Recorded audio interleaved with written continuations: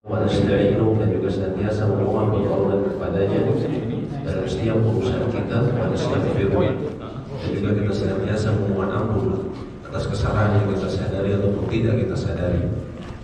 Man yahdihillahu fala mudilla lahu.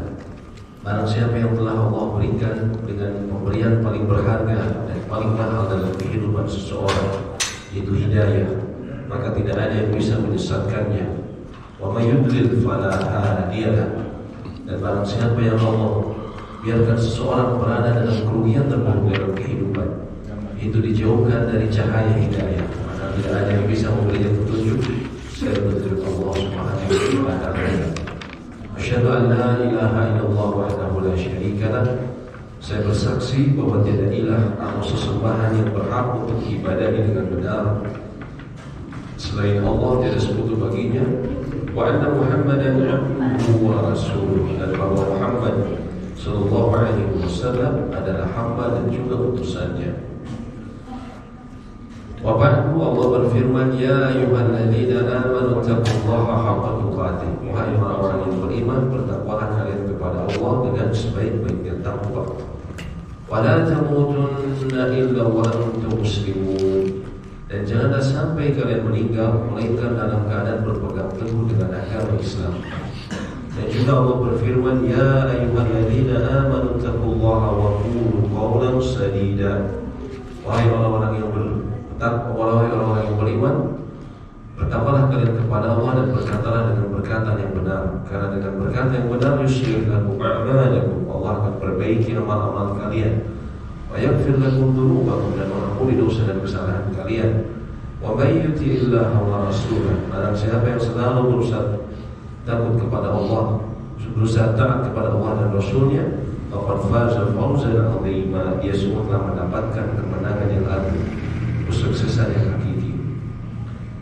Amma ba'du, falhamdulillahirabbil alamin. Pada sore ini kita akan sama-sama mempelajari mengenai sumber-sumber syariat atau juga masadir tasyri' al-islami, sumber-sumber dari agama Islam. Dan sebelumnya kita bersyukur karena Allah memberikan kita taufik kepada Allah untuk bisa mendapatkan rezeki besar di sore ini, yaitu duduk dalam majelis ilmu. Duduk dalam majelis ilmu ini harus kita jadikan prioritas. Kenapa? Karena dia adalah rezeki. Orang mungkin hanya mau pengajian. Ketahuilah, duduk dalam pengajian ini adalah yang Nabi SAW katakan, majtama'a qaumun fi baiti min buyutillahi ta'ala. Tidaklah sebuah kaum mereka berkumpul di sebuah rumah dari rumah Allah. Yatluna kitab Allah, mereka membaca kitab Allah. Wa yatadarasuna bainahum, dan mereka saling mempelajari kandungan yang terdapat di dalamnya. Illa nazalat alaihimus sakinah, kecuali Allah akan turunkan kepada mereka dan dada mereka ketenangan jiwa. Wa ghasyiyatuhumur rahmah, dan Allah akan memberi mereka rahmat.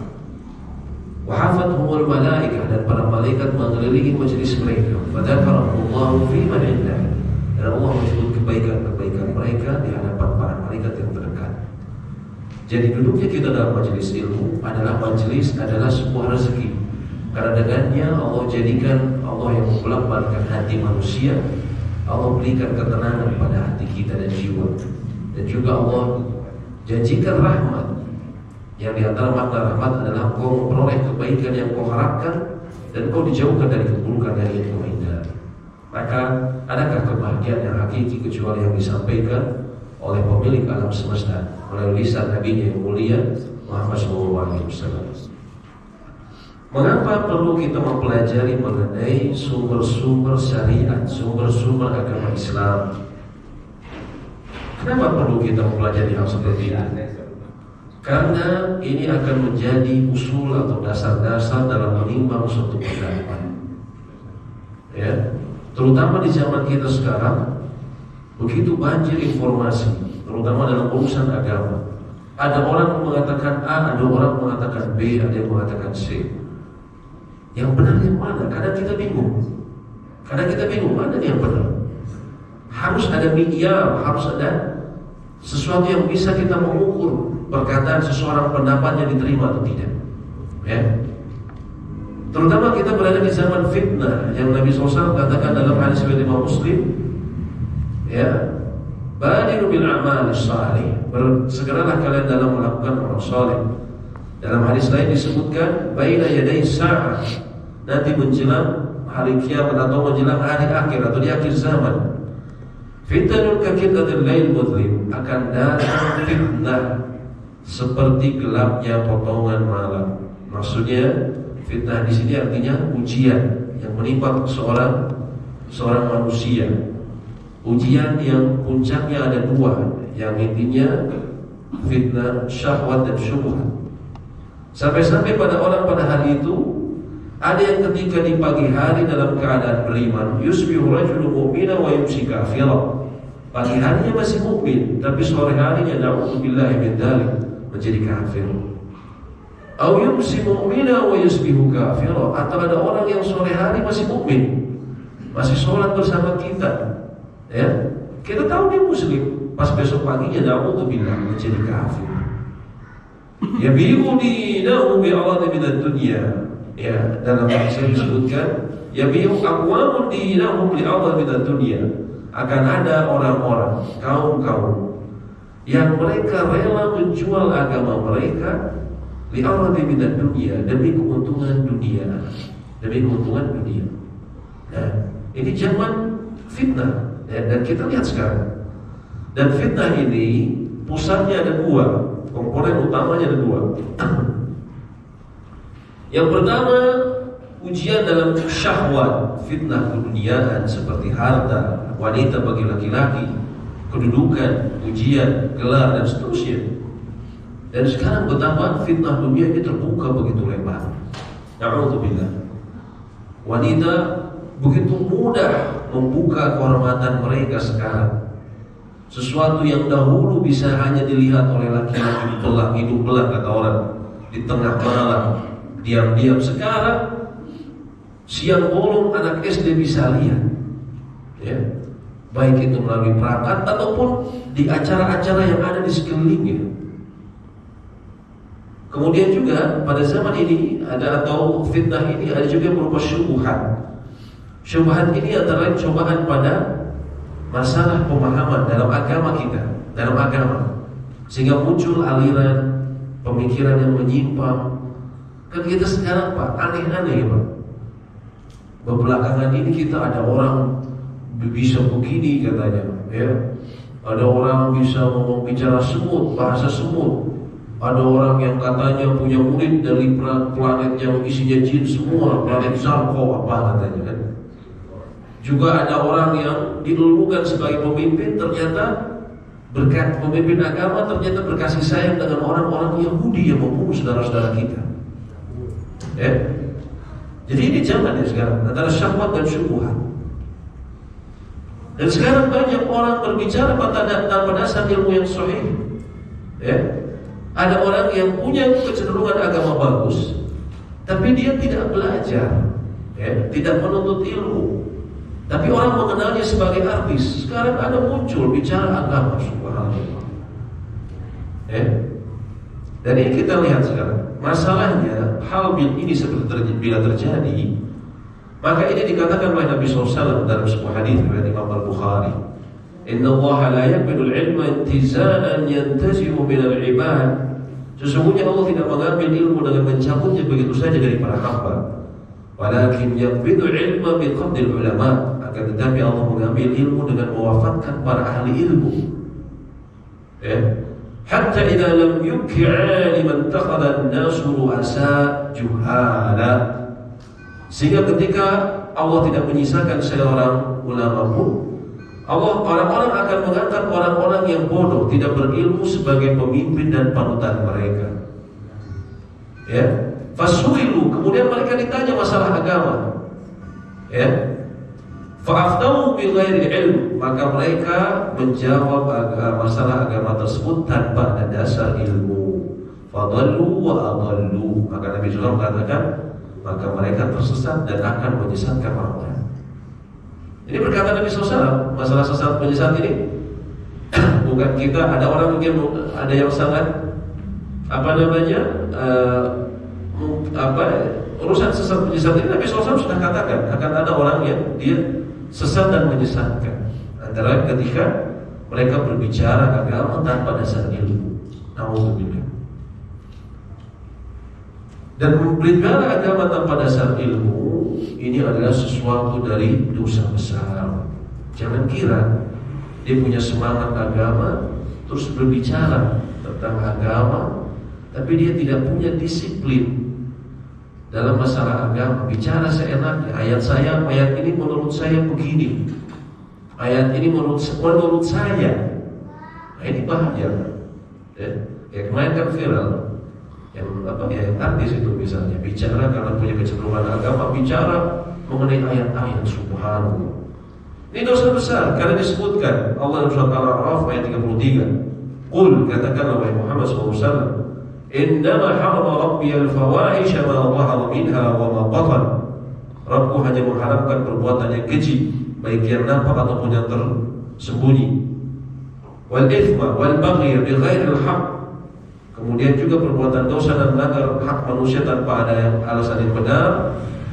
Kemudian juga wa an tusyriku billahi ma lam yunzil bihi sultana, dan engkau mempersekutukan Allah dengan sesuatu yang Allah tidak menurunkan hujah untuk itu. Lalu disebutkan yang berikutnya dosanya, yaitu wa an taqulu 'ala Allahi ma la ta'lamun, dan engkau berbicara mengenai Allah tanpa dasar ilmu. Adalah berbicara mengenai ayat-ayat Allah. Jadi berbahaya orang berbicara tanpa dasar ilmu dalam agama ini. Ya, sebagaimana kita tahu, kalau ada dokter, ternyata dia bukan pendidikan dokter, terus bicara mengenai kesehatan, memberikan resep segala macam. Akhirnya apa, Pak? Ditangkap. Kenapa? Malpraktek. Bahaya ini, orang bisa celaka. Celaka di mana? Di dunia. Paling parah apa ya? Mungkin meninggal. Tapi kan kita ada kehidupan selanjutnya. Ya. Ada kesempatan di kehidupan selanjutnya kalau dia orang yang soleh. Tapi kalau salah memberikan resep untuk urusan akhirat, maka ini urusannya selamanya, Pak, dunia akhirat. Na'udzubillah. Makanya kita harus lebih hati-hati. Oleh karena itu dalam bicara agama haruslah berdasarkan dalil, berdasarkan petunjuk. Apa dalil itu? Secara sumber hukum Islam atau sumber syariat juga disebut al-adilah syar'iyyah, dalil syar'i. Secara bahasa dalil ini artinya al-mursyid ila al-matlub, petunjuk atas sesuatu yang hendak dituju. Petunjuk atas sesuatu yang hendak dituju. Adapun dalil secara syar'i, secara istilahnya adalah setiap sesuatu yang dijadikan petunjuk melalui pengamatan yang benar atas hukum syar'iyyah yang bersifat pengamalan, baik dengan jalan yang qat'i dan dhanni. Ringkasnya apa saja sumber hukum Islam ini atau sumber dari syariat ini? Ringkasnya kita akan berbicara yang pertama adalah masadul ahkam al-muttafaq 'alaiha, sumber-sumber hukum fikih Islam atau syariat yang disepakati oleh para ulama. Ya. Ini kita masih dalam mukadimah, Pak, ya. Kita belum bicara fikih ini, kita bicara mukadimah dulu supaya kita memiliki pemahaman yang utuh nanti mengenai permasalahan fikih. Pertama, sumber hukum yang disepakati oleh para ulama tentunya adalah Al-Quran. Ini sumber syariat. Yang kedua apa? As-Sunnah. Yang ketiga apa? Al-Ijma' atau kesepakatan para mujtahid umat, konsensus. Yang keempat adalah Al-Qiyas. Nah ini terutama dalam fikih, 4 hal ini adalah sumber syariat dalam fikih, ya. 4 hal ini. Kalau dalam akidah dia sampai sini, sampai ijma. Qiyas dipakai tapi hanya dalam sesuatu yang terbatas. Tapi dalam umumnya akidah sampai 3 ini. Tapi kalau dalam fikih dia yang disepakati adalah keempatnya. Ini yang disepakati. Ada juga yang tidak disepakati. Ya, ini yang disepakati oleh umumnya ulama.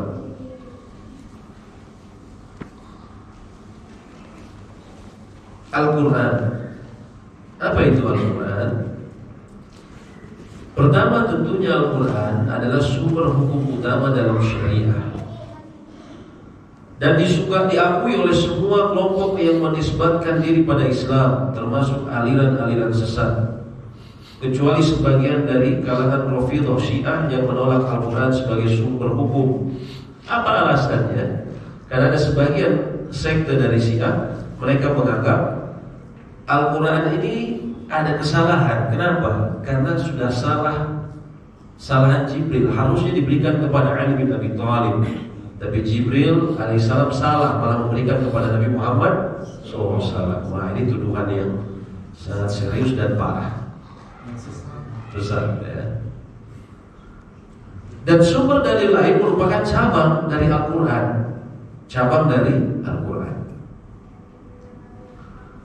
Apa saja dalil mengenai hujahnya Al-Quran ini? Di sini disebutkan dalam surat Thaha ayat 103 dan 104. Fa imma ya'tiyannakum minni hudan, maka jika datang kepadamu petunjuk dariku, faman ittaba'a hudaya fala yadhillu wa la yashqa. Lalu barang siapa yang mengikuti petunjukku, dia tidak akan sesat dan tidak akan celaka. Wa man a'rada an dzikri, dan barang siapa yang berpaling dari peringatanku, maksudnya berpaling dari ayat-ayat Allah, fa inna lahu ma'isyatan dhanka, maka bagi dia kehidupan yang sempit. Itu akibat berpaling dari Al-Quran. Wa nahsyuruhu yaumal qiyamati a'ma, dan kami kelak akan bangkitkan dia di akhirat dalam keadaan buta. Lalu dia akan berkata, qala rabbi lima hasyartani a'ma wa qad kuntu basira. Ya Rabbku, kenapa kau bangkitkan aku dalam keadaan buta, padahal aku dahulu di dunia bisa melihat. Lalu Allah berfirman, qala kadzalika atatka ayatuna fanasitaha. Begitulah kamu dahulu di dunia, ketika datang ayat-ayat kami, kamu lupakan, kamu enyahkan, kamu tidak pedulikan. Wa kadzalika al-yawma tunsa, maka pada hari ini engkau pun ditinggalkan, tidak dihiraukan. Alhamdulillah. Ini bagi mereka yang berpaling dari ayat-ayat Allah dan menolak Al-Quran sebagai sumber hukum, ya, terutama sumber syariat, ya. Ini konsekuensinya berat. Allah sebutkan berurutan dalam surat Al-Maidah ayat 44, 45 dan 47. Allah berfirman, "Wa man lam yahkum bima anzalallahu fa ulaika humul kafirun." Barang siapa yang tidak memutuskan perkara berdasarkan apa yang diturunkan Allah, maka mereka itu adalah orang-orang yang kafir. Dalam ayat 45, fa ulaika humul zalimun, mereka adalah orang-orang yang zalim. Dalam ayat 47-nya, fa ulaika humul fasiqun, maka mereka adalah orang-orang yang fasik. Jadi ketika menolak Al-Quran sebagai sumber hukum ataupun sumber syariat, maka konsekuensinya entah itu sebagai orang yang kafir, zalim dan juga fasik. Alhamdulillah. Dan Imam Ibnu Jauzi mengatakan, barang siapa yang tidak berhukum dengan apa yang Allah turunkan, dikarenakan menentang hukum itu dalam keadaan dia mengetahui bahwa Allah yang telah menurunkan hukum tersebut, ya, maka keadaannya seperti orang-orang Yahudi, na'udzubillah, maka bisa jatuh kepada kekufuran. Namun barang siapa yang tidak berhukum dengan Allah, dengan hukum Allah, dikarenakan kecenderungan hawa nafsu tanpa ada sikap penentangan, maka dia adalah orang yang zalim lagi fasik, ya. Jadi artinya, contohnya ada hukum dalam Al-Quran. Contohnya apa? Warisan. Oh, ada warisan ternyata dalam Al-Quran, ada dalam surat An-Nisa disebutkan ayat 12, 13. Kemudian dia merasa kita pakai hukum adat aja, atau pakai hukum modern sekarang, lebih adil katanya. Subhanallah, ya.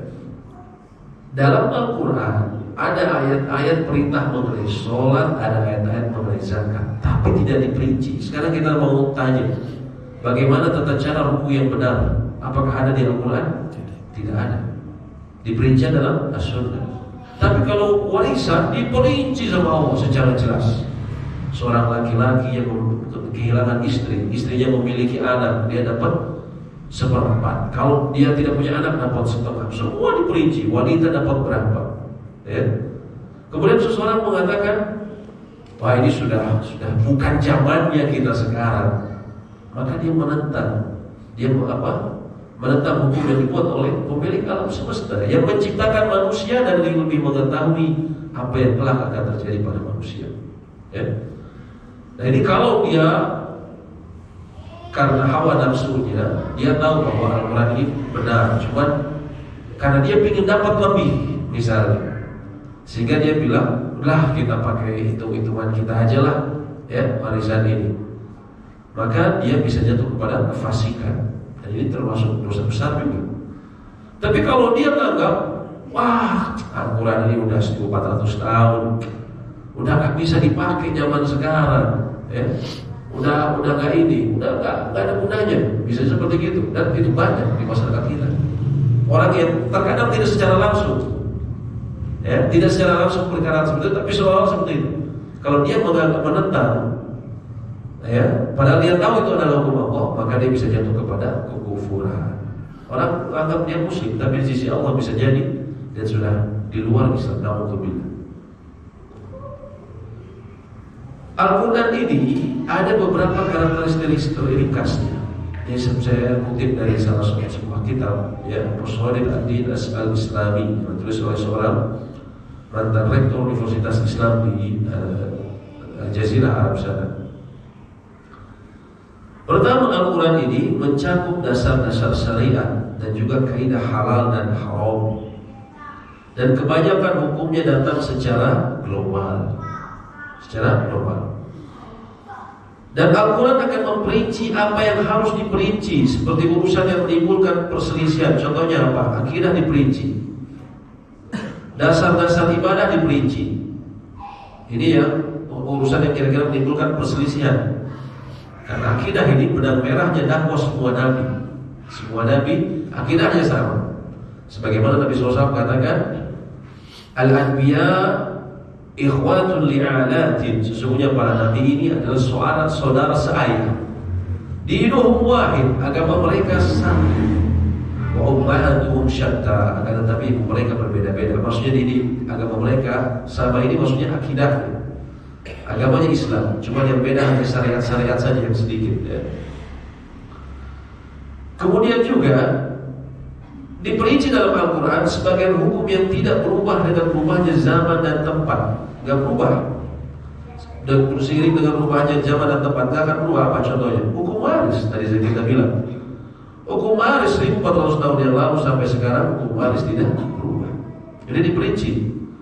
Muharramat nikah, seseorang yang diharamkan menikah, misalnya dengan ibunya, adiknya, tantenya, muharramat nikah tidak berubah. Ini diperinci dalam Al-Quran. Juga hukuman sejumlah kemaksiatan ada yang diperinci dalam Al-Quran. Juga di Al-Quran ada dasar-dasar syariat, ada juga maqasid syariat, tujuan syariat, serta kaidah halal dan haram. Yang dari situ para ulama, para imam, para mujtahid, ulama yang tingkatan ilmunya sudah sangat tinggi, mereka beristinbat, mengambil kesimpulan hukum yang bersifat cabang, serta hukum permasalahan baru pada setiap zaman. Contohnya kemarin COVID, bagaimana kemudian mengatur ibadah, tata cara ibadah di masjid misalnya, bagaimana mengatur cara bersuci, petugas yang menggunakan APD secara lengkap dan tidak boleh dilepas. Bagaimana ulama bisa memberikan fatwa? Itu antara lain karena di Al-Quran terdapat kaidah-kaidah yang kemudian bisa diterapkan. Memang tidak disebutkan. Bisa di Al-Quran bagaimana kalau misalnya terjadi wabah yang kemudian tidak disebutkan secara rinci, tapi kaidah umum ada sehingga ulama bisa mengambil. Dan ini menjadi rahasia langgengnya syariat Islam, sehingga disebut di antara karakteristiknya salih li kulli zamanin wa makan. Syariat Islam ini cocok, ya, bisa digunakan setiap tempat dan juga zaman. Contohnya begini, ada kaidah penting dalam Al-Quran. Allah berfirman, ya, mengenai binatang-binatang yang diharamkan dan jenis sesuatu makanan yang diharamkan dalam agama kita. Allah berfirman, "Qul," katakan wahai Muhammad, "la ajidu fi ma uhiya ilayya muharraman 'ala ta'imin yat'amuh." Tidak kudapati dalam apa yang diwahyukan kepadaku sesuatu yang diharamkan untuk memakannya bagi yang mau memakannya, kecuali apa? Illa an yakuna maitah, kecuali hewan yang mati bangkai. Kemudian audama masfuha, darah yang mengalir seperti marus, ya. Kemudian daging babi, karena semua itu kotor, ataupun hewan yang disembelih bukan atas nama Allah. Tapi Allah berikan dalam ayatnya, ya, faman ittara ghayra baghin wala 'ad fa inna rabbaka ghafurur rahim. Tapi barang siapa yang terpaksa, bukan karena menginginkannya, ya, bukan karena menginginkan, karena sekarang mungkin ada orang lagi buat konten, lagi orang pada makan yang aneh-aneh, makan babi nyobain, bukan karena menginginkan, ya, ataupun tidak melebihi batas darurat, fa inna rabbaka ghafurur rahim, maka sesungguhnya Rabbmu adalah Maha Pengampun dan Maha Penyayang. Dari ayat ini keluar kaidah. Ini contohnya dalam Al-Quran. Kaidah yang namanya ad-daruratu tubihu, ya, al-mahdhurat. Keadaan darurat itu memperbolehkannya keadaan sesuatu yang sebelumnya dilarang. Keadaan darurat itu memperbolehkan sesuatu yang sebelumnya dilarang. Contohnya apa? Ini di ayatnya disebutkan ketika memakan yang tadi, hewan bangkai, darah, daging babi, itu nggak boleh. Tapi kalau kita terpaksa di hutan, tidak ada makanan lain, kita udah mau mati ceritanya, dosa apa? Kelaparan. Yang ada bangkai kijang, apakah boleh dimakan? Boleh saat itu. Karena apa? Karena keadaan terpaksa. Dari kaidahnya dari sini, ya. Dan kemudian ini pula yang digunakan dalam berbagai hal dalam agama kita. Misalnya begini, seseorang dalam praktek, bahkan yang praktek paling mudah dalam sholat. Kalau saya sakit perut, boleh nggak kemudian saya tiba-tiba keluar? Membatalkan sholat itu tidak boleh hukumnya. La tubtilu a'malakum, janganlah kalian batalkan amal-amal kalian. Tapi kalau seseorang terpaksa, itu boleh. Apa dalilnya? Dalilnya kaidah yang barusan, ad-darurat tubihul mahdhurat, keadaan darurat itu memperbolehkan sesuatu yang dilarang. Kan dari ini antara lain. Atau contohnya dalam Covid kemarin, banyak hal-hal yang tidak diperbolehkan, tapi kemudian menjadi boleh karena apa? Darurat, ya, karena darurat, ya. Seperti misalnya sholat Jumat. Sholat Jumat kan tidak boleh kemudian ditutup seperti itu terus-terusan, tapi karena keadaan darurat itu menjadi keadaan dibolehkan seperti itu. Nah, itu tidak ada rinci, tapi dalam Al-Quran disebutkan dalam bentuk kaidah.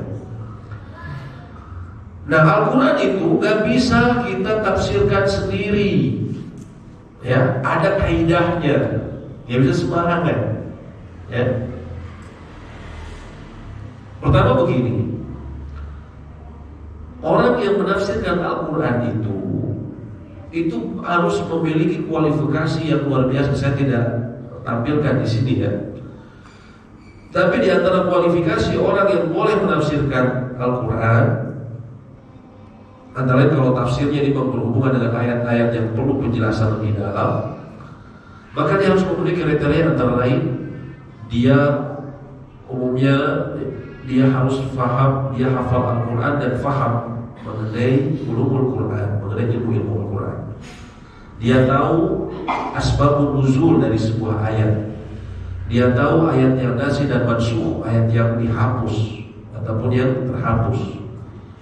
Dia juga mengetahui mengenai hadis yang sahih, yang tidak sahih seperti apa. Dia juga mengetahui penafsiran para sahabat, murid-muridnya Nabi SAW. Dia juga mengetahui bahasa Arab, ya. Dia mengetahui bahasa Arab karena bahasa Al-Quran adalah bahasa Arab. Dia juga dia juga mengetahui usul fikih, cara beristinbat, mencari kesimpulan hukum dengan ilmu usul fikih. Jadi nggak bisa sembarangan, ya, nggak sembarangan. Jadi lucu. Terkadang orang banyak di masyarakat kita dia pakai ayat, dan banyak Pak ini subhanallah, apalagi di YouTube sekarang semua orang bisa videoin dirinya ngomong. Jangankan bahasa Arab, jangankan mengenai asbabun nuzul, nasukh dan mansukh, membaca Al-Qurannya aja masih belepotan, tajwidnya masih kacau, lalu berani menafsirkan, subhanallah. Ini, ya, Banyak di masyarakat kita. Setelah itu, kemudian Al-Quran ini ada dua cara penafsiran yang umum di antara para ahli tafsir. Ya, saya tidak sempat tuliskan ya. Yang pertama di antara cara yang masyhur adalah tafsir ya bil madthur. Tafsir bil madthur. Tulisan Arabnya gini. Tafsir bil madthur. Tafsir bil madthur ini apa? Tafsir yang berdasarkan athar, berdasarkan keterangan dari hadis-hadis, dari keterangan dari para sahabat, murid-muridnya Nabi SAW.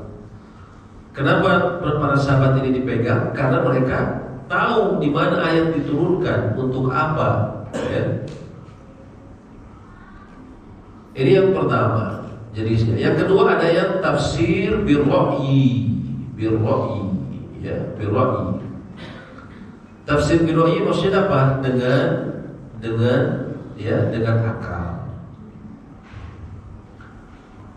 Tafsir bil ma'thur dan tafsir birra'yi. Birra'yi ini dengan akal, dia terbagi menjadi dua. Yang satu adalah al-mamduh. Mamduh artinya yang terpuji, tafsirnya. Disebut terpuji kalau tafsirnya ini dia pakai bahasa dia, tapi mengambil dari kesimpulan tafsir bil madthur, tafsir yang tadi dari hadis-hadis Nabi SAW, tapi dia olah dengan mungkin bahasanya masyarakatnya. Ada yang madhmum apa artinya? Dia tercela. Yang tercela ini apa? Kalau dia pakai akal semata-mata dari akalnya saja, atau disebut juga kalau zaman kita cocokologi. Dicocok-cocokin. Ayat ini, tanggalnya pas nih sama ayat ini, kejadian ini, semua kayak gitu. Waktu corona kan kita sering dapat nih, kayaknya ada nih dalam Quran segini, atau kalau lagi ada musibah ayat ini. Cocokologi ataupun tadi sebagian yang tren, ada sebagian pesohor yang dia bicara mengenai Al-Quran ya dengan akalnya semata. Ya, ketahuilah kalau kita bicara dengan Al-Quran, walaupun benar pas kebetulan cocok, tapi tanpa dasar ilmu, faqad akhta'a, kata Nabi SAW, dia telah melakukan kesalahan. Yang lebih mengerikan, Nabi SAW mengatakan, man qala fil Qur'ani bi ghairil ilm, barang siapa yang berbicara dalam Al-Quran tanpa dasar ilmu, falyatabawwa maq'adahu minan nar, maka hendaklah dia menyiapkan tempat duduknya kelak di neraka. Nauzubillah. Lalu bagaimana para ulama tadi yang tafsir bil ma'thur ini, contohnya apa? Yang tadi jenis pertama ya. Contohnya tafsir Ibnu Katsir yang sangat populer. Tafsir Ibnu Katsir. Bagaimana cara para ahli ilmu ini seperti Ibnu Katsir menafsirkan Al-Quran? Pertama, menafsirkan Al-Quran dengan Al-Quran. Contohnya ketika kita membaca surat Al-Fatihah, ihdinas siratal mustaqim siratal ladzina an'amta 'alaihim, tunjukkanlah kami jalan yang lurus, yaitu jalan-jalan orang yang telah Kau beri nikmat. Dan Kau yang telah beri nikmat Allah sebutkan dalam ayat lain ya, bahwa mereka yang taat, wa may yuti'illaha wa rasulahu ya, faulaika ma'al ladzina an'ama Allahu 'alaihim minan nabiyyina was-siddiqina wasyuhada'i was-shalihin. Dalam ayat yang disebutkan orang-orang yang telah Kau beri nikmat ini antara lain para nabi, siddiqin, syuhada dan shalihin.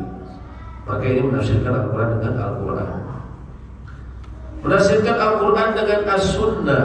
Misalnya ada ayat-ayat, terus Nabi SAW pernah bilang, ini maknanya itu loh, gitu. Ayat ini maksudnya ini, ya. Itu misalnya begini, ghairil maghdubi 'alaihim waladhdallin. Tunjukkanlah kami jalan lurus, jalan orang-orang yang telah kau beri nikmat, dan bukan jalan mereka yang kau murkai dan yang sesat. Siapa orang yang murkai dan yang sesat? Yahudi. Yang sesat apa? Nasrani. Dari mana itu? Dari perkataan Nabi SAW. Nabi SAW pernah berkata ketika ditanya oleh para sahabat, siapakah al-maghdubi alaihim ya Rasulullah? Siapakah orang yang kau murkai? Yang Allah murkai itu ya Allah. Ya Rasulullah. Nabi SAW kemudian menjawab, humul Yahud. Mereka itu adalah orang-orang Yahudi. Wadhalun, dan orang-orang yang sesat adalah an-Nasara, orang-orang Nasrani. Ya. Atau kata para ulama, orang Yahudi dia dimurkai karena dia memiliki ilmu tapi dia tidak mau mengamalkannya. Adapun orang Nasrani, mereka bersemangat beramal tapi tanpa dasar ilmu. Nah, itu dari mana tadi kita dapat bahwa maghdubi alaihim sallallahu ini adalah Yahudi dan Nasrani? Dari as-sunnah, dari perkataan Nabi SAW. Nah, dari sini tuh. Kemudian menafsirkan Al-Quran dengan perkataan para sahabat. Ya, kenapa harus diambil perkataan sahabat? Karena sahabat Nabi SAW ini adalah secara di Al-Quran Allah memuji mereka. Dalam hadis-hadis Nabi SAW sebutkan juga. Nabi SAW bilang bahwasanya khairun nasi qurni, sebaik-baiknya manusia adalah generasiku. Tsumma alladziina yalunahum, kemudian generasi setelahnya yaitu para tabi'in. Tsumma alladziina yalunahum, kemudian setelahnya disebut tabi'ut tabi'in. Makanya para penceramah suka bilang salawat dan salam kepada Nabi SAW, keluarga, sahabat, tabi'in dan tabi'ut tabi'in. Karena itu 3 generasi terbaik. Ya.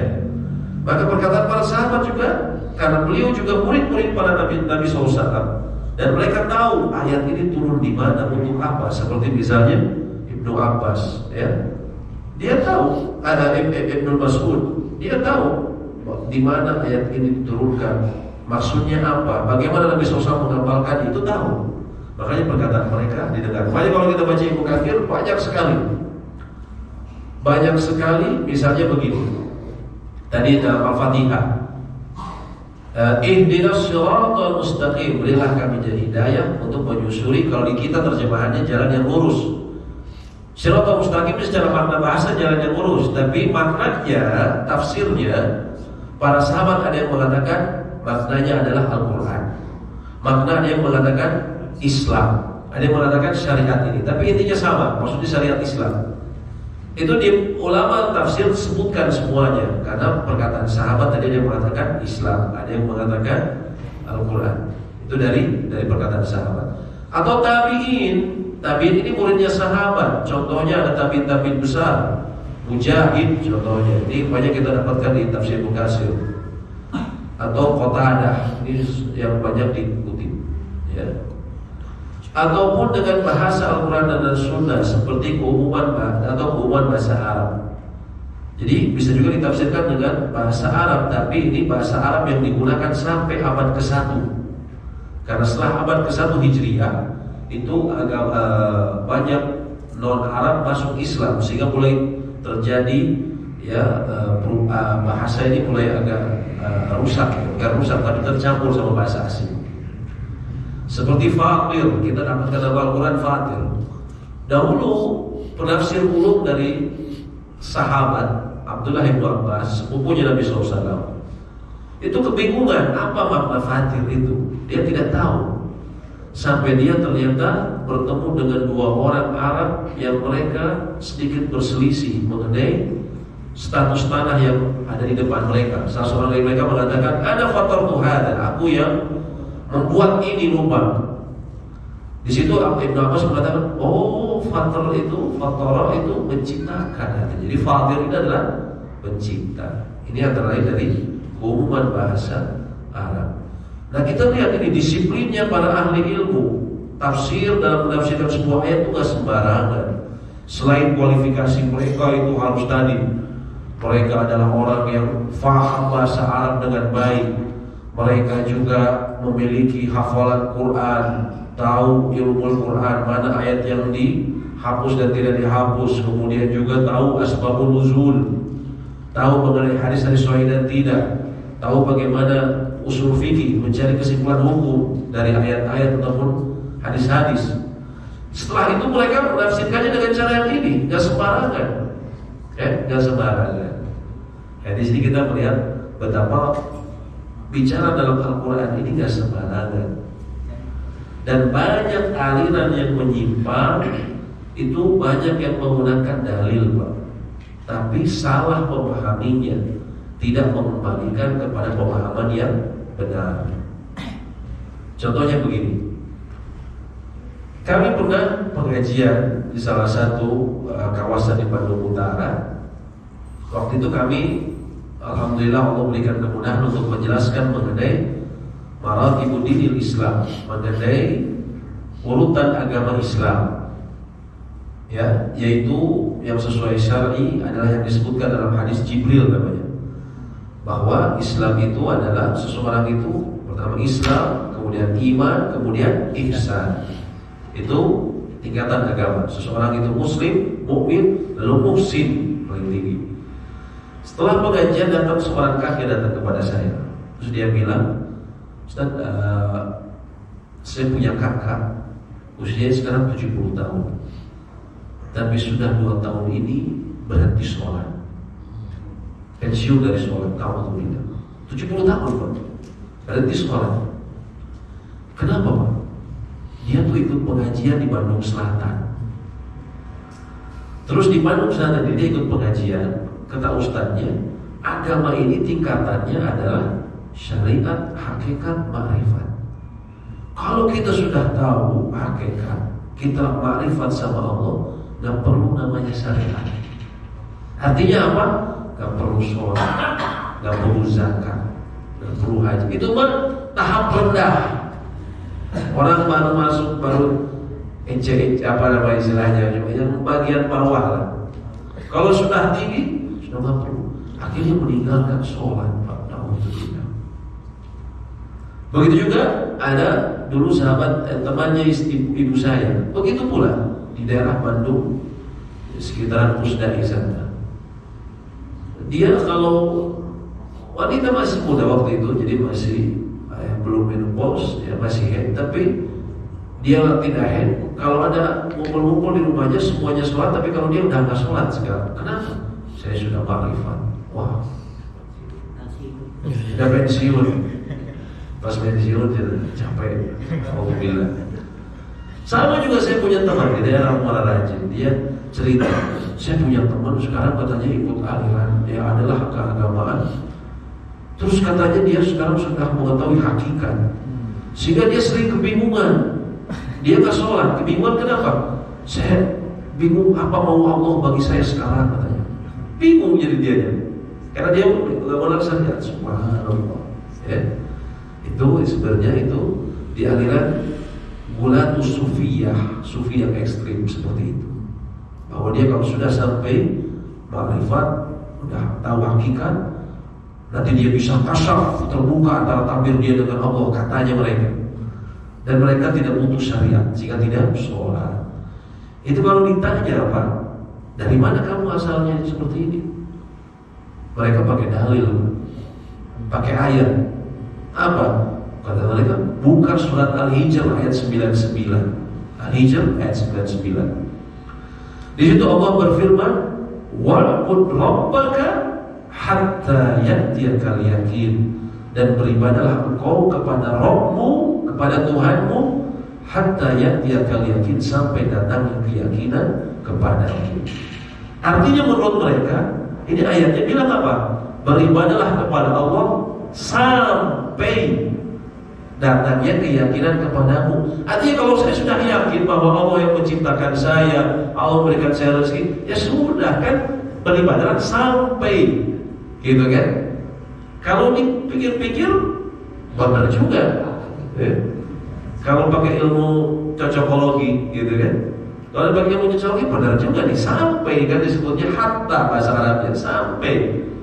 Nah, di sini kenapa? Karena dia menafsirkan seenak pudel, seenak sendiri aja. Jadi bahayanya orang menafsirkan sendiri. Dia tidak melihat bagaimana penafsiran para ahli ilmu. Para ahli ilmu sepakat yang disebut hatta ya'tiyakal yakin, beribadahlah kepada Rabbmu sampai datang yang keyakinan.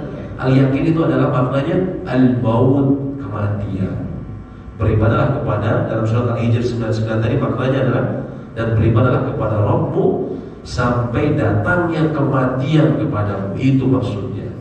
Bukan sampai yakin. Nah ini karena main tafsir sendiri, ya, tidak melihat tafsir ulama-ulama yang ahli ilmu, ya, apalagi celakanya kalau dia tidak punya ilmu sama sekali, ya. Memang bagus semangat untuk berdakwah, tapi dia harus melihat kapasitas diri.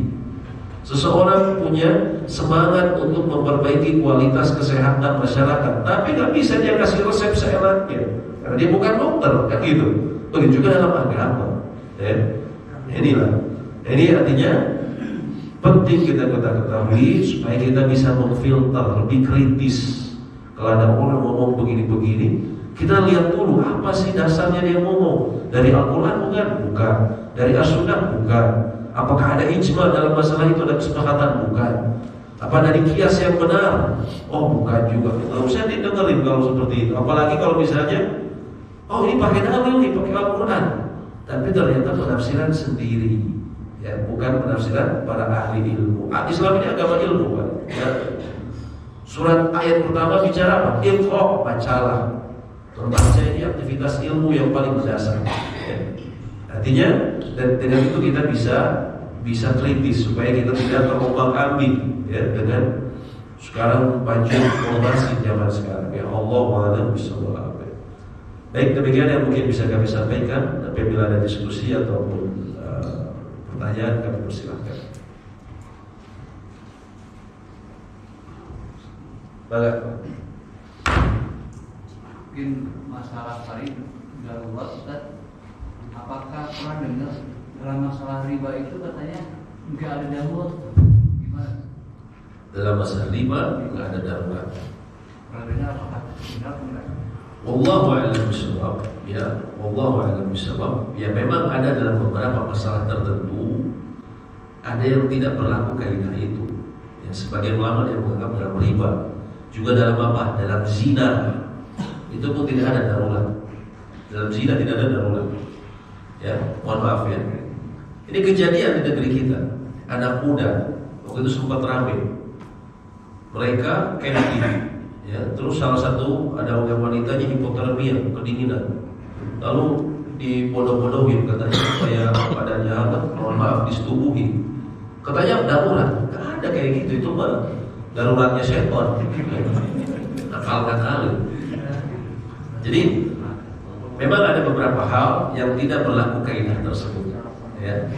Seperti tadi zina, ada sebagian ulama yang mengatakan memang tidak disepakati itu, tidak disepakati. Ada sebagian ulama yang mengatakan kalau terpaksa pantas berlaku juga boleh, tapi ada ulama yang mengatakan seperti itu, hanya tidak disepakati. Seperti itu, ya Allah a'lam bishawab. Ya. Silakan Pak, ada lagi yang tanyakan? Ibu-ibu, mungkin ini mohon maaf materinya agak buat mikir dikit ya. Tapi ini supaya kita, ya mohon maaf, supaya kita naik level lah. Artinya kita bisa ada semakin kritis, tajam. Sekarang kita lihat, buka YouTube, cari dengerin ceramah.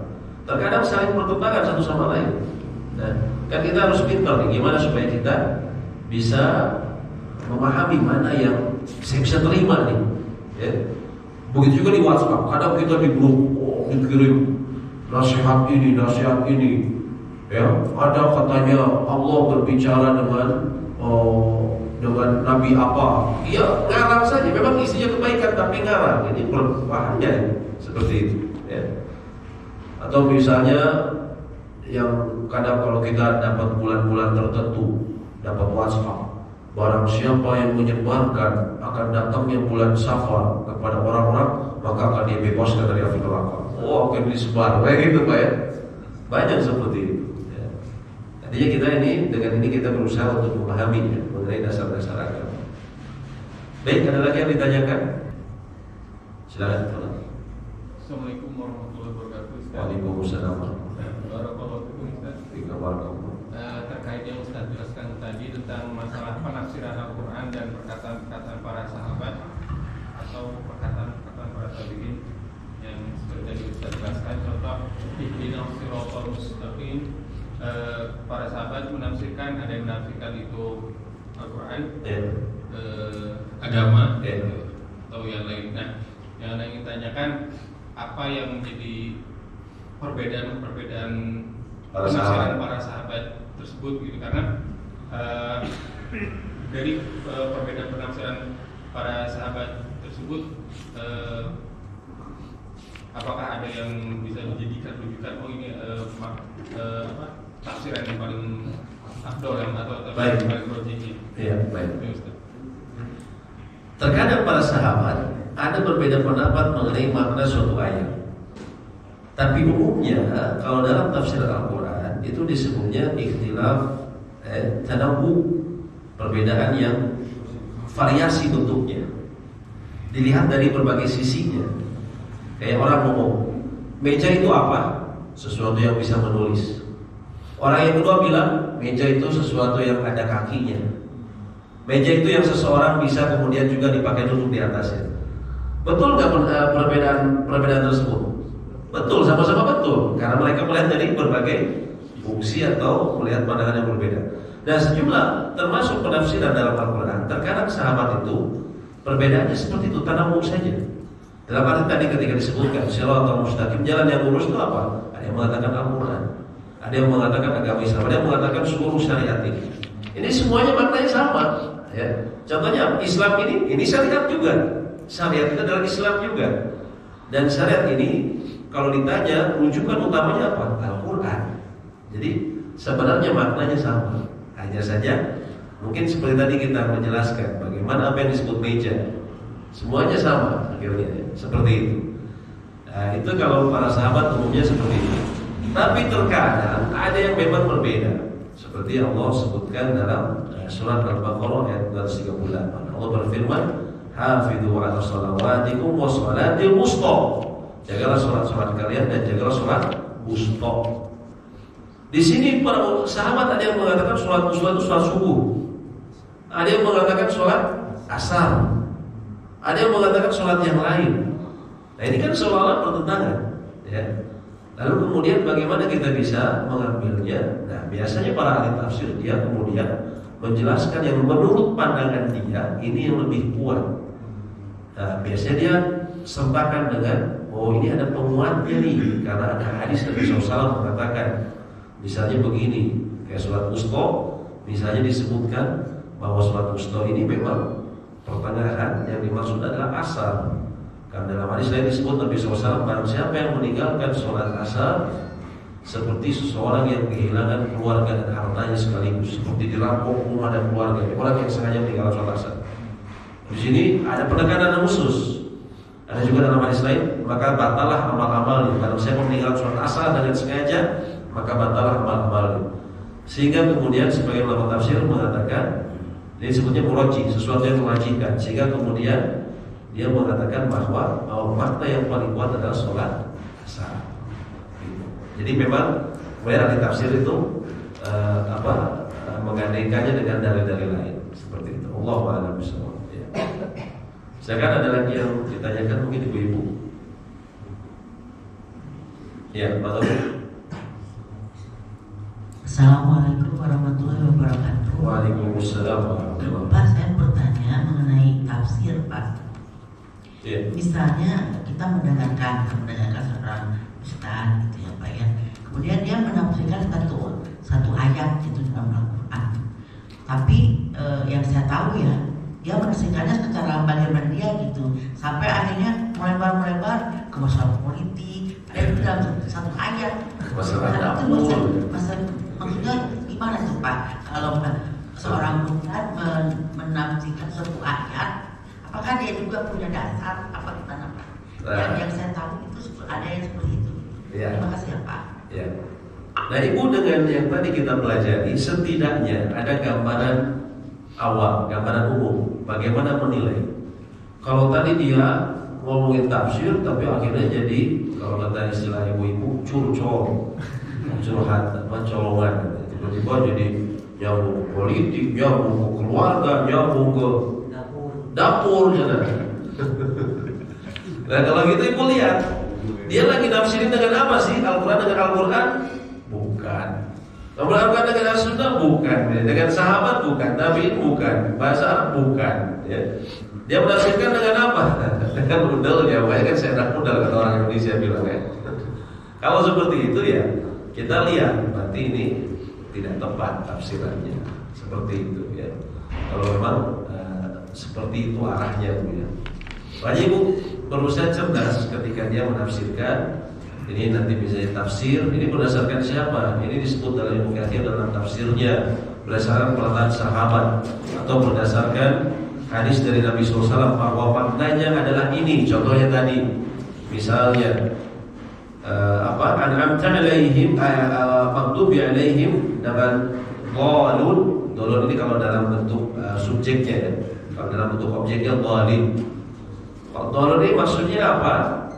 Itu dari siapa? Oh ini kata Nabi SAW. Nabi SAW yang bilang mereka Yahudi dan Nasrani. Jadi kalau memang akhirnya melebar, kalau melebar dengan dia maksudnya memberikan contoh, tapi dasarnya tadi ada dari ayat juga atau dari hadis ataupun dari keterangan sahabat. Kalau memang memberikan contoh dengan dasar yang tepat, itu memang bisa ya. Artinya memang kan orang terkadang butuh penjelasan lebih real dalam kehidupan sehari-hari. Tapi kalau memang ceritanya malah jadi ya semuanya dari cerita nggak jelas dasarnya ya, ini kesalahan. Ya Allah a'lam bishawab. Ya. Seperti itu. Ya. Dan ini banyak memang ini masyarakat kita itu aneh-aneh terkadang. Ya. Dulu juga sebelum artis yang sekarang dulu juga ada artis Bandung, tapi artis belum terlalu terkenal sih. Yang dulunya dikenal pesulap. Dia bilang karena di ayatnya ada pertama, saya lupa ayat apa yang dia bilang tafsirkan. Hanya kesimpulan dia bahwa membaca Al-Quran itu lebih penting dari sholat, lebih wajib dari sholat. Mana ada orang yang mengatakan seperti itu? Ulama terdahulu bilang seperti itu ya. Sholat tiang agama ya. Itu karena dia tafsirkan sendiri ya. Dan sampai sekarang masih suka dipanggil ngasih ceramah. Ini bahaya ya. Sama seperti kalau kita ke dokter, ada dokter malpraktik, kan kita juga harus hati-hati. Nah dalam hal ini juga kita harus hati-hati. Allah a'lam bishawab. Silakan ada yang mau ditanyakan, silakan Pak. Assalamualaikum Ustaz. Iya, makasih. Assalamualaikum warahmatullahi wabarakatuh. Waalaikumsalam. Menyambung Ustaz berkaitan dengan tafsir yang sudah dijelaskan tadi, ingin bertanya kriteria maksudnya begini, persiapan seseorang ketika ingin mengetahui paling tidak masuknya ke arah tafsir mana, apakah Quran bil Quran ataupun tafsir Quran bil hadis atau sunnah ataupun yang lainnya yang dijelaskan tadi. Jadi maksud saya bertanya ketika kita ingin mengetahui apa yang dijelaskan seseorang masuknya ke mana, tafsir yang barusan tadi yang dijelaskan seperti apa kriterianya dan yang harus kita persiapkan paling tidak dasar-dasar dalam hal memahami tafsir itu apa Ustaz? Demikian barangkali. Ya. Dasar-dasar dalam memahami tafsir ada memang namanya usul tafsir. Ya, dasar-dasar dari ilmu tafsir. Antara lain ya seseorang dasar-dasar ilmu usul tafsir ini antara lain kita mau belajar mengenai dasar-dasar penafsiran tadi bahwa bagaimana bentuk tafsir itu ada yang ma'thur, ada yang juga biroi, ada yang ma'thur ini nggak bisa sembarangan juga. Yang ma'thur ini tentu metodenya seperti tadi perkataan sahabat, perkataan tabi'in atau dari hadis Nabi SAW. Dan juga ada yang ma'thur, ada yang biroi, itu pun harus dengan yang dengan akal adalah akal yang memang diambil istinbatnya dari tafsir-tafsir yang berdasarkan hadis ataupun Al-Quran dan yang lainnya. Tapi yang paling mudah, terutama kalau kita masyarakat awam, kita baca buku tafsir yang dikenal, bukan buku tafsir yang, mohon maaf, ulama yang memang misalnya ulama, apalagi kalau ulamanya kontroversial, jangan. Kita ambil yang dikenal. Contohnya apa? Ibnu Katsir. Sekarang teknologi sangat tinggi ya. Ya kita sekarang mudah sekali, apalagi kalau misalnya seseorang bisa ngerti bahasa Arab, dia klik seperti ini. Ini surat Al-Fatihah, Shiratal ladzina an'amta 'alaihim ghairil maghdubi 'alaihim. Kita klik seperti ini, sudah keluar tafsirnya. Ya, misalnya tadi mengenai makna an'amta alaihim, di sini disebutkan dalam tafsir Ibnu Katsir. Ini tafsir Ibnu Katsir. Walladzina an'amta alaihim, di sini disebutkan humul madhkuruna fi suratin Nisa. Mereka ini adalah yang disebutkan dalam surat An-Nisa. Haitsu qala, yaitu ketika Allah berfirman, wa may yuti'illaha wa rasulahu, barang siapa yang taat kepada Allah dan Rasulnya, fa ulaika ma'al ladzina an'ama Allahu alaihim, maka mereka bersama orang-orang yang telah Allah beri nikmat kepada mereka. Minan nabiyyin, dari para nabi, as-siddiqin, orang yang selalu mempercayai kenabian seperti Abu Bakar as-Siddiq, wasyuhada, orang-orang yang syahid seperti Umar, Utsman, dan Ali bin Abi Thalib, wasalihin, dan orang-orang yang saleh, wa hasuna ulaika rafiqa, dan mereka sebaik-baiknya teman ketika nanti di akhirat. Nah ini tadi, dari mana Anda mengetahui an'amta alaihim adalah orang-orang para nabi dan ini? Karena ada ayatnya. Seperti ini Quran dengan Quran. Quran dengan Quran. Surat An-Nisa ayat 69. Ini diperhatikan langsung sama Imam Ibnu Katsir. Ya. Terus kemudian kita ingin mengatakan tadi ghairil maghdubi alaihim. Ya, ini kata siapa tadi misalnya bahwa mereka ini adalah al-Yahud. Ya. Nah di sini kita juga dapatkan dalam dalam Ibnu Katsir misalnya, ada di sini, ya. Dalam Ibnu Katsir disebutkan mengenai bahwasanya Nabi SAW bilang mereka adalah Yahudi, ya. Di sini di mana ada ini? Sebentar.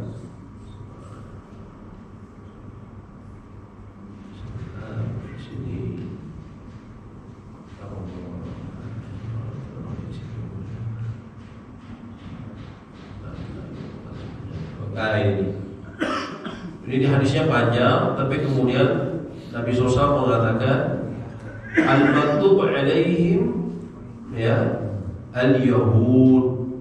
Di sini. Nah ini al-maghdubi alaihim. Di sini tulisannya maaf kecil. Nah, di sini.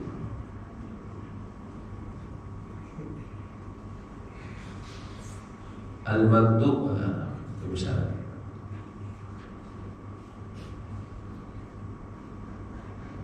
Nah, di sini al-Maghdubi alaihim al-Yahud. Nah, di sini Yahud. Wa idza dhalun an-Nasara. Ini dari mana?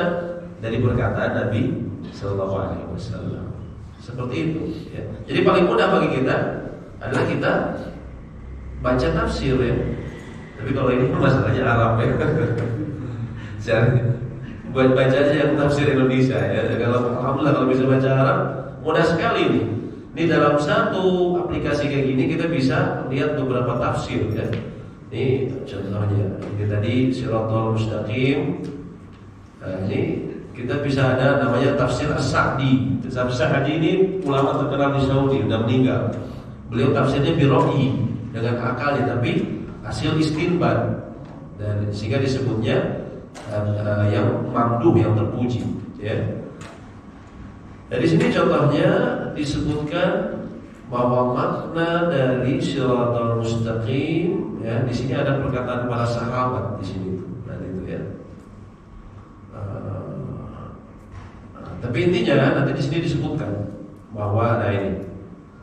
Qala Rasulullah SAW, ada sebagian sahabat yang meriwayatkan dari Ali bin Abi Thalib, Nabi SAW mengatakan Shirathul Mustaqim kitabullah, adalah kitabullah, Al-Quran, ya. Tapi juga ada yang mengatakan dari Ali bin Abi Thalib, wa hablullahil matin, dia adalah tali Allah yang kokoh, wa huwa dzikrul hakim, ya. Dan dia adalah dzikrul hakim, yaitu Al-Quran, wa huwa Shirathul Mustaqim, ya. Kitabullah. Nah di sini juga wa qala Tsawri an Mansur dan Nabi Wahid dan Abdullah qala Shirathul Mustaqim kitabullah, wa qila, dan dikatakan wal Islam, wa qala bahkan Ibni Abbas, dari sahabat Ibni Abbas. Nah ini makanya namanya sering disebut Ibnu Abbas. Dalam tafsir nama Ibnu Abbas ini sering disebut. Dia adalah sepupu Nabi SAW yang Nabi SAW doakan supaya jago tafsir. Dan doa ini bisa bapak gunakan untuk anak ataupun cucu bapak, ibu-ibu juga. Yaitu Nabi SAW mendoakan Allahumma faqihu fiddin, ya Allah berikanlah dia pemahaman dalam agama. Wa 'alimu at-ta'wil, dan ajarkanlah dia at-ta'wil, yaitu tafsir. Sehingga Ibnu Abbas yang waktu itu usianya jauh lebih muda dibanding Nabi SAW, tumbuh berkembang menjadi orang yang sangat cerdas dalam tafsir. Itu doa yang bisa kita pakai juga untuk anak-anak kita. Allahumma faqihu fid din wa 'alimhu at-ta'wil. Kalau anak perempuan, Allahumma faqiha fid din wa 'alimha at-ta'wil. Makanya di dalam tafsir Ibnu Katsir banyak sekali perkataan Ibnu Abbas dikutip. Nah, ini contohnya. Ini praktek langsung di Ibnu Katsir seperti ini. Ada yang Al-Quran dengan Al-Quran, Al-Quran dengan hadis, Al-Quran dengan perkataan sahabat. Seperti wajah barakallahu. Silakan tadi. Ya. Tentang masalah ini kisah Israiliyat gimana? Apa? Di Al-Quran itu ada kisah Israiliyat itu gimana? Ada Israiliyat di dalam Al-Quran. Bukan dalam Al-Quran, dalam tafsir. Tafsirannya maksudnya. Kalau tidak ada. Iya. Bagaimana dengan Al-Quran terdapat Israiliyat? Israiliyat ini maksudnya kisah-kisah yang datangnya dari Bani Israel. Ya, ada kisah-kisah dalam Al-Quran yang itu tidak diperinci dalam penjelasan Nabi SAW. Tapi terkadang para ulama dapatkan dari kisah-kisah orang Bani Israel. Ya, seperti mengenai tentang Nabi Adam, penciptaan langit dan bumi. Terkadang ada beberapa yang datang dari Israiliyat. Nah, itu bagaimana? Mengenai kabar Israiliyat ini, Nabi SAW sudah memberikan petunjuk. Jangan kau benarkan dan jangan kau dustakan. Maksudnya apa? Jangan mutlak. Karena terkadang kalau dibenarkan banyak salahnya. Tapi kalau di mutlak kita tolak juga, terkadang ada benernya. Itu kabar Israiliyat, ya. Sehingga para ahli ilmu ada yang kemudian masih memasukkan Israiliyat, ya. Itu bisa dipahami seperti itu. Tapi kalau kita masyarakat awam, maka kita bisa ambil yang dari hadis-hadis sahih. Ini kalau level ulama, mereka terkadang mengambil Israiliyat untuk sebagai disebutnya syawahid, menguatkan suatu makna, ya. Tapi kalau kita ambil yang kisah-kisah dari yang hadis yang lebih kuat, ya. Kalau Israiliyat, khawatir kita salah memahami. Tapi kalau level ulama terkadang memang mereka mengambil Israiliyat. Allahu a'lam bishawab. Ya. Baik, ada lagi yang ditanyakan? Baik, Bu, silakan.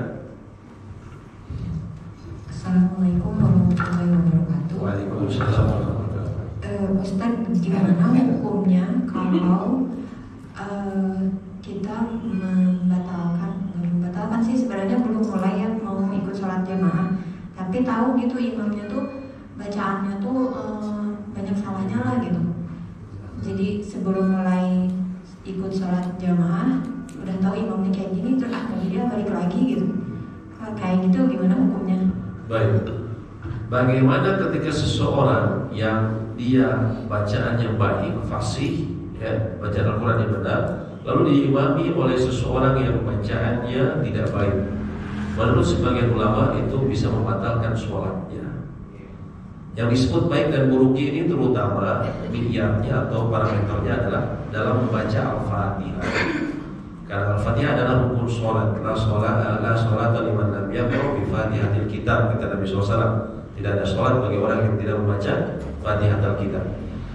Sehingga bila seseorang memiliki kesalahan fatal dalam membaca Al-Fatihah, yang disebut para ulama yakhullu bihi wal ma'na, yang merubah maknanya, maka tidak sah sholatnya. Contohnya apa? Contohnya seseorang mengatakan an'amtu alaihim, harusnya an'amta. An'amta artinya apa? Yang telah kau beri nikmat. Tapi kalau kita baca an'amtu alaihim, yang telah aku beri nikmat, berubah arti. Atau misalnya begini, iyyaka na'budu wa iyyaka nasta'in, hanya kepada Allah kami beribadah dan hanya kepada Allah kami memohon pertolongan. Kalau orang bacanya iyyaka na'budu wa iyyaka nasta'in, barilah ya namanya. Tapi dia tidak tasdid, intinya dia tidak mentasdid. Maka ini berubah makna. Kata Imam Ibnu Katsir, iya ini maknanya daw asyams, cahaya matahari. Sehingga ketika dia tidak mentasdid, merubah arti jadi yang harusnya hanya kepada Allah aku beribadah, ini menjadi hanya kepada cahaya matahari mula aku beribadah, dan kepada cahaya matahari mula aku memohon pertolongan. Ini merubah arti kan. Seseorang tidak mengetahui misalnya dia takbir takbiratul ihram, Allahu Akbar, yang seperti itu. Apa artinya Pak? Allah besar. Dia panjangkan hamzah, Allahu Akbar. Berubah atau jadi di sini artinya ada waktu istifham. Dalam bahasa Arab digunakan untuk suatu kata pertanyaan. Misalnya saya tanya, Bapak udah makan belum? Akalt. Apakah kamu sudah makan? Akalt. Kalau dibaca Allahu Akbar artinya apakah Allah Maha Besar? Mau memuji malah jadi menyaksikan. Nah, ini merubah arti. Dan sebagian ulama mengatakan kalau kita diimami dengan yang bacaannya fatal kesalahannya, maka tidak sah. Boleh kita membatalkan. Jadi bisa ibu tahu bacaannya, ternyata ini ngaco Al-Fatihahnya, ya sudah. Ya, ibu boleh kemudian memisahkan diri ya sholatnya. Tapi kalau dia salah Al-Fatihahnya alhamdulillah lulus, tapi bacaan suratnya panjang pendeknya suka salah. Nah ini masih tidak mengapa, karena yang paling pentingnya Al-Fatihah. Al-Fatihah ini rukun soalnya, nggak bisa ditinggalkan. Ya, maksudnya nggak bisa ditinggalkan kecuali seseorang tuh boleh ngimamin kalau bacaannya pas-pasan, kalau makmumnya juga pas-pasan juga. Sama-sama cekak ceritanya. Ya. Biasanya terkadang dalam berbagai kebudayaan itu ada yang memang sulit dirubah, ya. Kalau orang Jawa ngalamin ya. Kalau orang Sunda biasanya pada zai. Idza juljilatil. Zu jadi ju ya. Pada Sunda kayak gitu ya. Atau jadi fa jadi pa. Pasapi. Aduh. Oh ya kan makan jengkol ya. Seperti tuang hasil. Nah ini kalau memang misalnya ya kalau sama-sama makmumnya pas-pasan boleh dia jadi imam. Tapi kalau ada yang fasih, maka sebagian ulama mengatakan tidak boleh dan bahkan hukumnya bisa batal. Jadi kalau mau memisahkan diri, kalau jelas-jelas memang ini Al-Fatihahnya salah berubah makna, maka boleh. Kayak tadi ibu sudah takbir tapi pas lihat si bapak iya gitu. Misalnya gitu, tapi semoga tidak terjadi kalau di sini ya. Kalau memang misalnya bacaannya Al-Fatihahnya kacau, itu boleh seperti itu. Ya Allah a'lam bishawab. Ya. Baik, demikian yang mungkin bisa kami sampaikan. Ya. Tadi yang bertanya banyak, ini hadiahnya cuma 3. Saya mau nanya saja nih. Nah, sebutkan tadi menafsirkan Al-Quran ini pertama bisa dengan apa? Ya, kasih 2 jawaban Pak biar dengan apa? Iya. Kemudian apa dengan para sahabat? Iya. Ya, silakan Pak. Yang mana nih? Ini aja deh Pak. Ibu-ibu mungkin bisa melengkapi Pak ya. Ibu-ibu mungkin bisa melengkapi. Selain tadi Al-Quran diterjemahkan, ditafsirkan dengan Al-Quran dengan hadis Nabi SAW, kemudian Al-Quran dengan para sahabat. Yang berikutnya apa Bu? Apa Bu?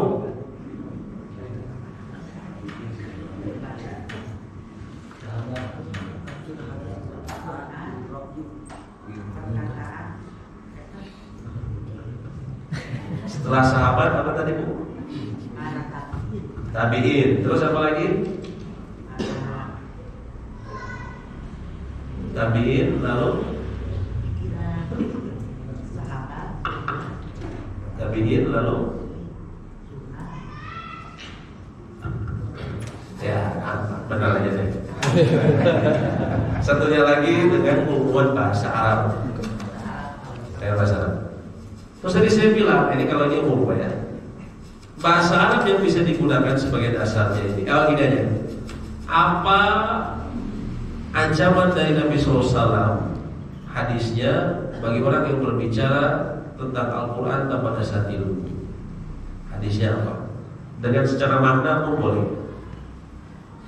Artinya bukan hadisnya persis, tapi secara makna aja. Kalau bisa dengan bahasa Arabnya, ya Masya Allah. DKM dikasih hadiah khusus. Maknanya aja. Nabi SAW mengancam apa? Kalau orang yang berbicara tentang Al-Quran asal-asalan, silakan. Mempersiapkan tempat duduknya di neraka. Silakan gimana? Mempersiapkan tempat duduknya di neraka. Redaksinya seperti apa awalnya? Walaupun kita secara redaksi aja, tapi lengkap maknanya. Barang siapa yang berbicara tanpa dasar ilmu, Ya. maka dia telah mempersiapkan tempat duduknya di neraka. Iya. Barang siapa yang berbicara tentang Al-Quran tanpa dasar ilmu, maka karena dia siapkan tempat duduknya di neraka. Man qala fil Qur'ani bi ghairil ilm, atau dalam hadis lain, man qala fil Qur'an min ra'yihi falyatabawwa maq'adahu min an-nar. Barang siapa yang berkata tentang Al-Quran semata-mata dari akalnya, maka hendaklah dia siapkan tempat duduknya di neraka. Ini jadi ayat hadis yang menjadi peringatan bagi kita. Hati-hati kalau bicara Al-Quran. Ini hukum apa? Perkataan Allah. Jadi kita nggak bisa main tafsir seenaknya. Menurut saya begitu. Kalau ada orang kayak gitu, jangan asal didengerin, Pak. Perhatikan dulu. Ada dasarnya nggak dia bicara kayak gitu? Ya, mengenai tafsir itu. Tafadhal, semoga. Baik, demikian yang bisa kami sampaikan. Semoga memberikan manfaat dan semoga Allah memberikan kita taufik untuk terus berpegang dengan Al-Quran dan juga petunjuk Nabi SAW, ya, hingga akhir hayat kita. Allahumma anfa'na bima 'allamtana, ya Allah berikanlah kami manfaat atas ilmu yang telah Kau ajarkan kepada kami. Wa'allimna ma yanfa'una, dan ajarkanlah kepada kami hal yang bermanfaat. Wa zidna ilma, dan berilah kami tambahan ilmu. Allahumma inna nas'aluka al-huda, ya Allah kami selalu meminta kepadamu hidayah, wa tuqa, dan ketakwaan, wal afafa, dan kesucian jiwa, wal ghina, dan kekayaan jiwa yang sebenarnya. Rabbana atina fid dunya hasanah wa fil akhirati hasanah wa qina adzabannar. Amin. Wa amin. Subhanallah wa bihamdihi, asyhadu an la ilaha illa anta, astaghfiruka wa atubu ilaik. Assalamualaikum warahmatullahi wabarakatuh. Waalaikumsalam warahmatullahi wabarakatuh.